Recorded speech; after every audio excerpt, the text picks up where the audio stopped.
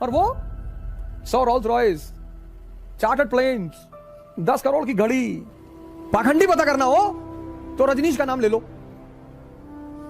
ये पाखंडी एक आदमी से बहुत चिढ़ते हैं, रजनीश से। आचार्य रजनीश बहुत चिढ़ते हैं, किसी भी धर्म के पाखंडी हो। नहीं पता है आपको इसके आश्रम के बारे में? क्या ओपन सेक्स होता था इसके आश्रम में? गए थे कभी? नहीं, हम क्यों जाएंगे? तब कैसे पता है? तुम ड्रोन लगाए थे क्या ऊपर आश्रम के ऊपर? आज ये दुनिया में इतनी परेशानी क्यों है? मुसलमान है, हिंदू है, ईसाई है, सिख है, बड़े रिलीजियस प्रिंसिपल को फॉलो करते हैं, पर जिंदगी में निराशा छोड़ के कुछ है ही नहीं। तो ये अंदर अंदर कुड़ते हैं, परेशान होते हैं। ये बताओ यार, थोड़ा सा कभी कभी सांत्वना दे लेते हैं कि यहां नहीं मिल रहा ऊपर मिलेगा, यहां नहीं मिल रहा ऊपर मिलेगा, यहां नहीं मिल रहा ऊपर मिलेगा। पर ये सांत्वना ही तो है सर, कितनी दोगे? बगल में देख रहे हो जो कभी मंदिर नहीं जा रहा, मस्जिद नहीं जा रहा, रोल्स रॉयस पे चल रहा है। ये पाखंडी एक आदमी से बहुत चिढ़ते हैं, रजनीश से। आचार्य रजनीश बहुत चिढ़ते हैं, किसी भी धर्म के पाखंडी हो, चिढ़ते बहुत है यार। इसके आश्रम में जो है ना, मुंह मत खुलवाइए। इसके आश्रम में आपको पता है क्या? नहीं पता है आपको इसके आश्रम के बारे में? क्या ओपन सेक्स होता था इसके आश्रम में? गए थे कभी? नहीं, हम क्यों जाएंगे? तब कैसे पता है? तुम ड्रोन लगाए थे क्या ऊपर आश्रम के ऊपर? पाखंडी पता करना हो तो रजनीश का नाम ले लो। खुन्नस में है, खुन्नस में कि हम 5 वक्त की नमाज पढ़ रहे हैं। अगला है कि हम हर कोई मंगल छोड़े नहीं आज तक, हम व्रत न रहे हो। हम साइकिल पे चल रहे हैं, उसका भी टायर फट गया था परसों, पैदल लेकर आए 9 किलोमीटर साइकिल। और वो 100 Rolls Royce, chartered planes, 10 crore की घड़ी। इनका कलेजा फट जाता है इनका। ये आज पाखंडी बढ़ गए हैं, इसलिए देश परेशान है, इसलिए दुनिया परेशान है। रिलीजियस बढ़ जाएंगे, कबीर जैसे लोग बढ़ जाएंगे, नानक जैसे लोग बढ़ जाएंगे, दादू जैसे लोग बढ़ जाएंगे। आप जानते हो ना, आप सोचो कि अगर आज देश की जनसंख्या 80% कबीर जैसी होती, साईं इतना दीजिए जामे कुटुंब समाए, तो ये परेशानी होती? आप सोच के देखिए, रिलीजियस आदमी कैसा, कभी परेशानी नहीं पड़ी रिलीजियस आदमी। क्योंकि रिलीजियस आदमी को एक फार्मूला पता चल जाता है। कौन सा फार्मूला? इंटरनल एनर्जी को हार्नेस कैसे किया जाए। इंटरनल एनर्जी को हार्नेस कैसे किया जाए, ये जो आंतरिक एनर्जी है, कभी कभी ऐसे भी आपको दिखाई पड़ती है। आप घर में लेटे हैं, भूकंप आ गया, बहुत थके हुए थे, जो स्पीड से आप भागते हैं, आपने कभी सोचा कि यार इतनी एनर्जी कहां, यानी थी ना अंदर। ऐसी स्थिति थी कि आप चल नहीं पा रहे थे, थक हार के ऑफिस से आए थे, अब ना उठ पाएंगे यार, अब मत उठाना, और आग लग गई, और भगे आप बाहर, और बाल्टी उठा उठा के पानी डाल रहे हैं। आपने कभी सोचा कि ये एनर्जी कहां से आई यार? यानी सेव्ड रही होगी। धार्मिक हो जाइए। ये किस लिए हो जाए? इंटरनल एनर्जी का जो हार्नेस करने का फॉर्मूला है, जो आंतरिक ऊर्जा को दोहन करने का फॉर्मूला है, वो रिलीजनों के पास है। इसलिए रिलीजियस आदमी कभी दुखी नहीं हो सकता। कबीर दुखी है? 50 लोग भोजन करते हैं डेली घर पे, जुलाहा, वीवर, पैसा नहीं है, पैसा नहीं है घर में, लेकिन जो भी मिलने आता था उससे कहते थे कि खाना खा के जाना। कभी कभी लोई उनसे कहती थी कि ये तो पूछ लिया करो कि घर में अनाज है कि नहीं। यहां मैं बहुत बड़े बड़े घरों में गया, उन्होंने कहा, पूछा पानी पिएंगे? मुझे इतनी हंसी आई, मैंने कहा जी नहीं पिएंगे। शिष्टाचार है, किसी के घर गए तो पानी तो दे ही दो, कुछ और नहीं पिला सकते हो, कम से कम पानी तो दे ही दो। बहुतों ने पूछा पानी पिएंगे? जाने दो, नहीं पिएंगे। जिस देश में पानी पिलाना धर्म माना जाता रहा हो, धार्मिक हो जाइए सर। कोई किताब उठा लीजिए सर, कुरान, बाइबल, आदि ग्रंथ, वेदा, गीता, कोई भी जादुई किताबें सर, खुदा बना दे।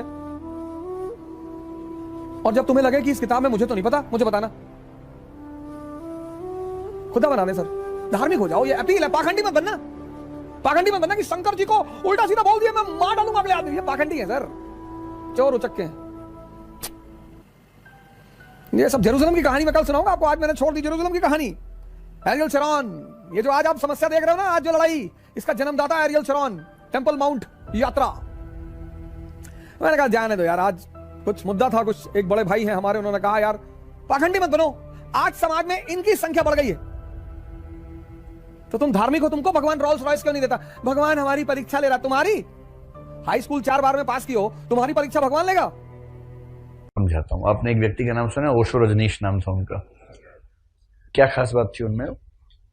दार्शनिक थे और बहुत तार्किक बात करना उनको आता था।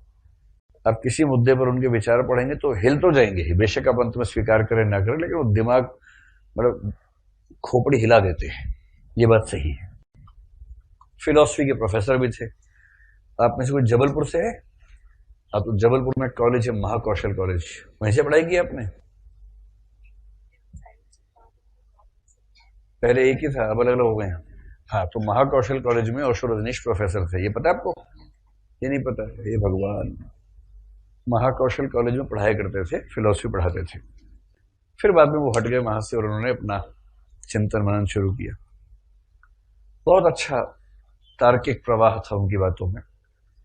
भारत के लोग पागल होने लगे, अमेरिका गए तो अमेरिका पागल हो गया, यूरोप गए यूरोप पागल हो गया, और अमेरिका में एक शहर बसा दिया, शहर का नाम था रजनीशपुरम। अमेरिका की सरकार घबरा गई उस आदमी से, और कहते हैं कि उस समय के अमेरिकी राष्ट्रपति निक्सन ने ये समझकर कि इस व्यक्ति को मैनेज करना आसान नहीं होने वाला है, जैसा ओशो के भक्त कहते हैं, पता नहीं सच है कि झूठ है, उनको गिरफ्तार करवाया और उनको धीमी मौत के इंजेक्शंस लगवाए और फिर रिहा कर दिया। एक समय ऐसा था कि दुनिया के लगभग 180 से 200 के करीब देशों ने ओशो रजनीश को वीजा देने से मना कर दिया, अपने देश में घुसने से मना कर दिया। इतना खौफ था उनके विचारों को लेकर कि ये आदमी आएगा, इसकी बातें सुनकर लोग पगला जाएंगे। सुकरात जैसा कुछ कुछ भाव था। तो फिर वो भारत में है तो पुणे में उन्होंने एक आश्रम की शुरुआत की। आश्रम अभी भी चलता है, वो तो नहीं है लेकिन चलता है आश्रम। फिर उनकी मौत हो गई। वो जीवन भर बड़ी तार्किक बात करते रहे, तर्क की बात करो, कल्पना की बात मत करो। अध्यात्म को मानते थे लेकिन अध्यात्म को तार्किक तरीके से डिफाइन करते थे। जैसे कबीर है, आध्यात्मिक हैं, भक्त हैं, ईश्वर की बात करते हैं, किंतु तार्किक सीमाओं में रह के बात करते हैं, अतार्किक बात करने से बचते हैं। उसके बाद चेला जो होता है वो चेला ही होता है, किसी का भी हो। चेलत्व एक अपने आप में गुण है। तो चेलों ने सोचा उनकी हम जीवनी लिखी, 8 खंडों में जीवनी लिखी। मैं बहुत शौक से खरीद के लाया कि अपने प्रिय दार्शनिक के बारे में पढ़ूंगा, और वो 8 खंड रखे हैं। पहले खंड के 10 पेज पढ़ने के बाद मेरी हिम्मत हुई पढ़ने की। क्या लिखा है शुरू में आपको पता है? जिस दिन ओशो का जन्म हुआ उस घटना का जिक्र है। उसी रात में नर्मदा नदी में बाढ़ आई, ऐसा लगा कि सारे घर डूब जाएंगे, और जिस घर में बच्चे का जन्म होने वाला था वो भी डूब ना जाए, ऐसी बाढ़ थी। और उसी खौफ के साए में बच्चे का जन्म हुआ। मां कराह रही थी, बच्चा रो रहा था, नर्मदा नदी का पानी घर में घुसने को बेताब था। लेकिन जैसे ही बच्चे का जन्म हुआ, अचानक बरसात थम गई और बाढ़ का पानी उस घर की चौखट को टच करके लौट गया, जैसे पैर छू के लौटा हो। ये वाक्य उसमें लिखा था। ये वाक्य पढ़ते मैंने बंद कर दिया, तब से बंद ही है वो। 10-12 साल हो गए खरीदे हुए उसको। तो जो भक्त आदमी है उसने अपने आराध्य को महान बनाया कि चौपट कर दिया, चौपट कर दिया। पर अगर उस पुस्तक को पढ़े भक्त टाइप के लोग तो वो मस्त हो जाएंगे, अरे साक्षात नर्मदा माता ने पैर छुए हैं। इसीलिए ईसा मसीह हथेली से पैदा होते हैं, वो भी कुमारी मरियम की, ताकि थोड़ा लगे कि यूनिक टाइप का मामला है। अगर आप कहें कि राम जी भगवान थे और दशरथ जी भगवान के पापा थे, अरे यार ये अगर भगवान का बाप उपस्थित है तो भगवान से क्यों बात करेंगे हम? बाप इज बाप,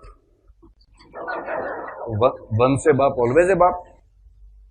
आप कहें हे भगवान, और आप कहें भगवान के पापा, थोड़ा आप देख लीजिएगा। तो फिर कुछ कल्पनाएं करनी पड़ती हैं कि दशरथ के यहाँ पुत्र नहीं हुआ था लंबे समय तक, फिर एक यज्ञ हुआ, यज्ञ से ईश्वर ने उनको आशीर्वाद दिया, आशीर्वाद के बाद प्रसाद था, प्रसाद रानियों ने खाया, उसके बाद तीनों रानियों को पुत्रों की प्राप्ति हुई।